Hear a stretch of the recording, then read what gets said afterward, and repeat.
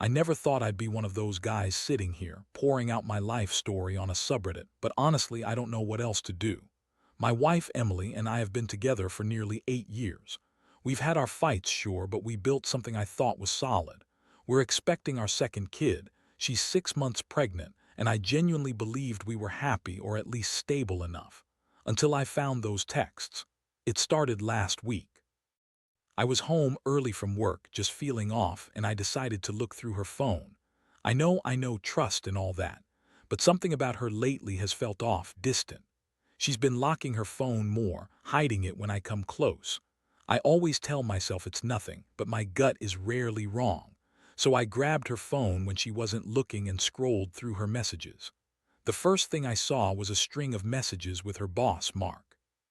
It wasn't just a few "see you at the office" kind of exchanges.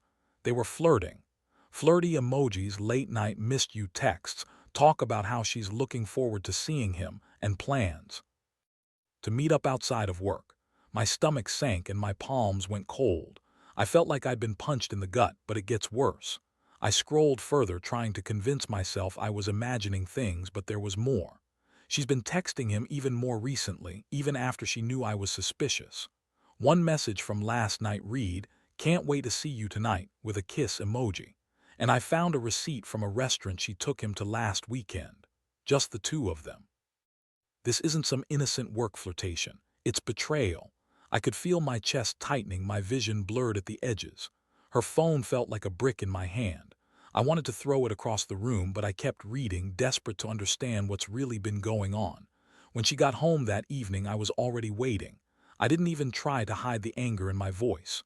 "Who the hell is Mark?" I asked. She froze, her face draining of color. She stammered, "What are you talking about?"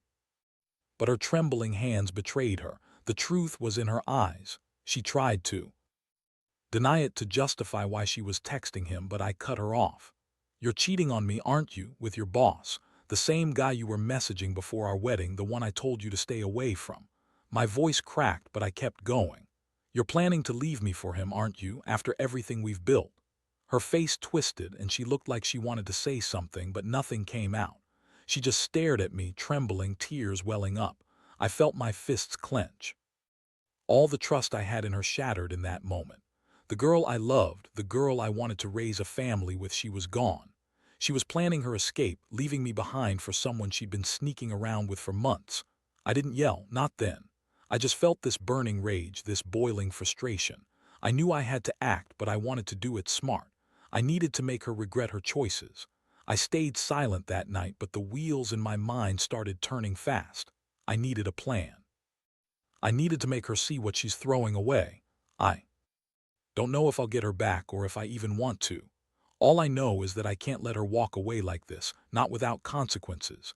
It's a game now, and I plan to win. The next morning, I woke up feeling like I'd been hit by a truck. My stomach kept twisting, but I knew I couldn't just sit there and drown in my own thoughts.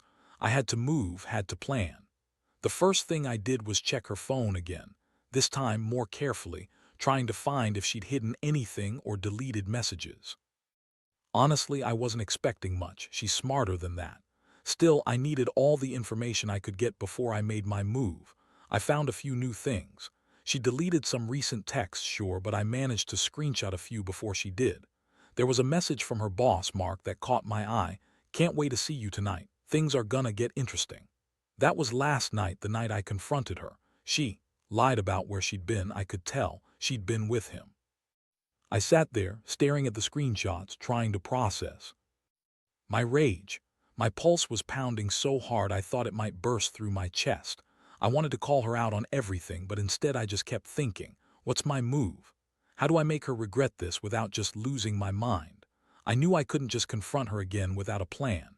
If she thought I was already onto her, she might get defensive or worse, destroy evidence. I needed to be strategic.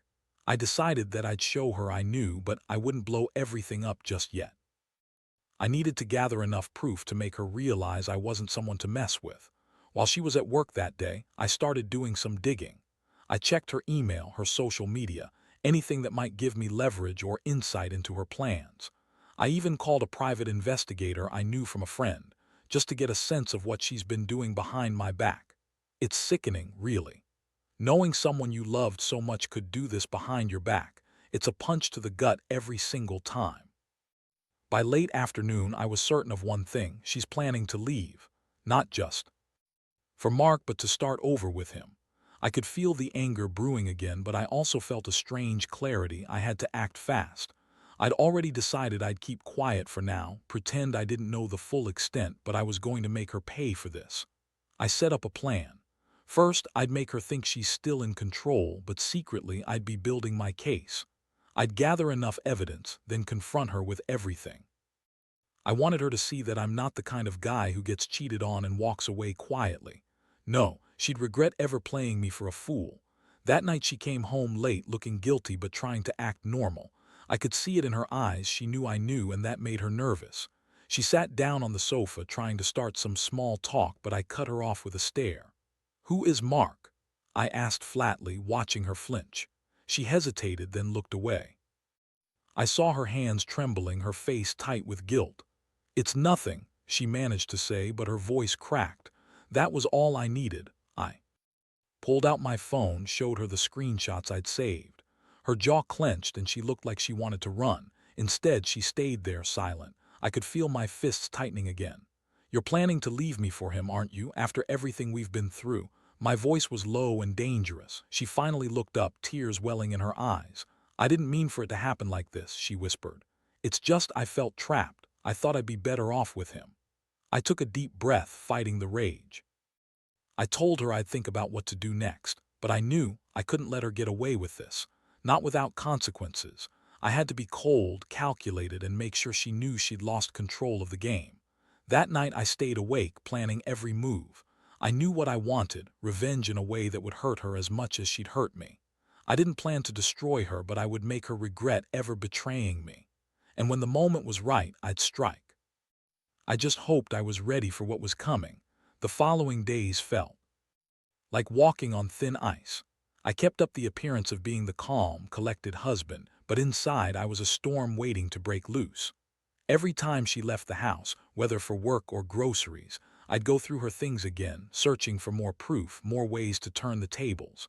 I knew I couldn't just confront her again without a solid plan. I needed her to believe I was still in the dark, so she'd keep talking, keep slipping up. While she was at work, I made some calls. I reached out to that private investigator I mentioned earlier. I gave him the details I knew, told him to keep an eye on her, follow her if she went anywhere suspicious. I wanted to know exactly where she was, who she was with, and what she was planning.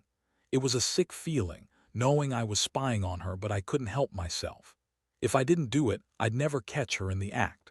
I also started looking into her phone records and social media activity. I wanted to find something, anything, that I could use to finally confront her with undeniable proof. And sure enough, I found some new messages, more flirtatious exchanges with Mark, plans to meet up again. The pieces were falling into place, and I could feel the venom bubbling inside me. One afternoon, I found myself in her closet, pretending to look for something. I wasn't really searching, just waiting for her to come home so I could ask her more directly. My palms were sweaty, my heart pounding so loudly I was sure she'd hear it. I brushed past her dresses, and that's when I noticed the small, hidden USB drive tucked into one of her shoes. I had no idea what it was, but I knew it was important. Something about it told me she'd been hiding something. I pocketed it and kept my composure. When she finally got home, I decided it was time for a different approach. I called her into the living room and sat her down with a calm voice. "I need to talk," I said, watching her fidget nervously. She looked at me with wide eyes, a mask of innocence I knew was fake. "What's going on?" she asked, voice shaky. I pulled out the USB drive and placed it on the table. "I found this hidden in your shoe. Care to explain?" I saw her eyes flicker, a flicker of panic or guilt, I wasn't sure which. Her face blanched. "I don't know how that got there." She was lying, but I didn't press her, not yet. Instead, I leaned in and said, "I think you've been hiding a lot from me. I've been digging, and I've got more proof than you realize." Her hands were trembling now, and I saw her swallow hard. "Look, I'm sorry if you're upset. I didn't mean for it to go this far." I shook my head, feeling the anger rise again. "Sorry isn't enough. You're planning to leave me for him, and I want you to know I'm not going down without a fight." I paused, then added, "I've got everything I need now and I'm going to use it." She looked like she wanted to cry, but I was done playing nice. I wanted her to understand she was about to lose everything: her marriage, her family, her future. I was going to make her see what she was throwing away. That night, I stayed up late preparing a fight. With everything I'd gathered, screenshots, recordings from her phone, the USB drive with hidden files. I knew she'd made a mistake, and I was going to make damn sure she paid for it. I kept thinking about how betrayed I felt, but also about how I was going to turn this into my advantage. I needed her to realize that her actions had consequences, and I was ready to deliver them. As I looked at the evidence spread out before me, I wondered how much longer I could keep pretending everything was fine. The moment of confrontation was coming, and when it did, I wouldn't be the one feeling helpless anymore. That night, I couldn't sleep. I kept running over everything I had uncovered, trying to plan how I'd present it to her. I didn't want to just shout and accuse. No, I wanted her to understand she was cornered, that her carefully crafted deception was about to come crashing down. I had to be smart about this. In the small hours, I turned on my laptop and started composing an email. I knew she'd check her email tomorrow morning, so I wanted it to hit her hard with everything laid out: screenshots, recordings, even the USB data. I worked through every word, making sure I kept my tone cold, calculated. No emotion, just facts. I pulled out what I knew: how she'd been planning her escape for months and how I had all the evidence to prove it. The plan was simple: lay everything out clearly, give her the chance to come clean or face the consequences. I'd send it just before dawn. I could already feel the adrenaline rushing through me. I'd finally make her see she couldn't keep this secret anymore. When the morning came, I felt sick to my stomach. I poured my coffee, staring at the keyboard, then hit send. The email delivered, I sat back in my chair, palms sweaty, heart pounding. Now I just had to wait. The waiting was the worst part, like sitting on a ticking bomb. Every minute felt like an eternity. Then her phone buzzed almost immediately.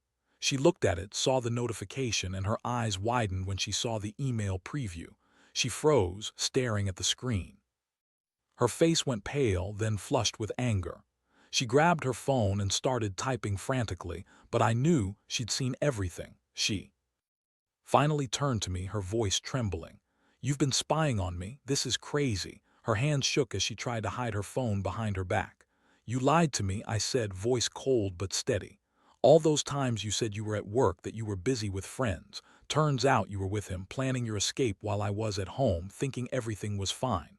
She looked like she was about to cry, but her face was defiant too. "You don't understand. Mark means nothing. Nothing." I interrupted sharply. "You've been texting him behind my back all this time. You're pregnant, Emily.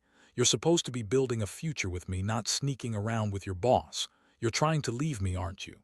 Her shoulders sagged and she looked defeated, caught. "I don't want to lose everything I have, our family, the life we planned." "Too late for that," I said, voice low. "I've got all the proof I need, and I'm done being your fool." I pushed the USB drive across the table. "You thought you could hide this forever. Think again. I've got everything now." Her eyes welled with tears, but she didn't deny it anymore. She just looked at me, trembling. I finally felt the weight of the betrayal settle in my chest. That's when I knew this wasn't just about her cheating. It was about respect, trust, all of it shattered. I told her I'd be leaving that day. I wasn't going to stay in a marriage where I was treated like a fool. I told her to pack what she wanted, that I'd be taking the kids and moving out. She begged, but I wasn't interested in her excuses. As she packed her things, I grabbed the keys to her car and handed them over. "Take your stuff and go," I said, voice hard. "I'll be filing for divorce, and don't bother trying to contact me again until you're ready to face what you've done." She looked at me with those tear-streaked eyes, but I felt nothing but cold resolve. This was the end of the line. She had made her choice, and I was done being her backup plan. I walked out that door feeling like I'd just closed a chapter I never wanted to open.